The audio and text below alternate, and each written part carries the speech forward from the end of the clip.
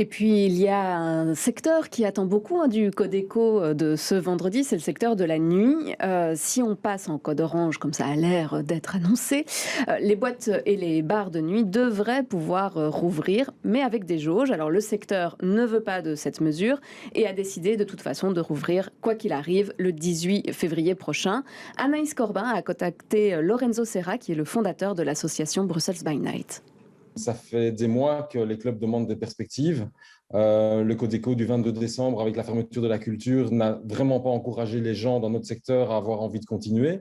Et donc, tout simplement, ce sont des entrepreneurs. Ils investissent beaucoup d'argent. C'est aussi leur vie, leur métier, leur passion. Et donc, ils veulent simplement savoir à quelle sauce ils vont être mangés dans ce pays et qu'est-ce qu'ils pourront faire dans le futur. Est-ce que c'est dans un futur proche, moyen ou lointain? Toujours est-il que pour certains, on parle de millions d'euros et que ces millions d'euros, si la nuit reste fermée, ils les investiront ailleurs, hors Belgique, hors Europe, et c'est tout à fait normal qu'ils veulent le savoir. Donc, aujourd'hui, depuis un mois, a commencé un process entre patrons de clubs en Belgique de se dire comment on fait, comment on avance et comment peut-on rouvrir. Donc, ça se passe dans la négociation et puis ça se passe aussi dans le fait de dire à 3 jours d'un Codeco, voilà, nous, si vous ne nous donnez pas de perspective vendredi 11 février, on va rouvrir le 18. La seule chose qui est clairement définie dans le code orange, c'est l'utilisation du COVID Safety Kit et sans doute l'interprétation par rapport à la ventilation sur des jauges éventuelles. Ce qui est encore à discuter, c'est les autotests.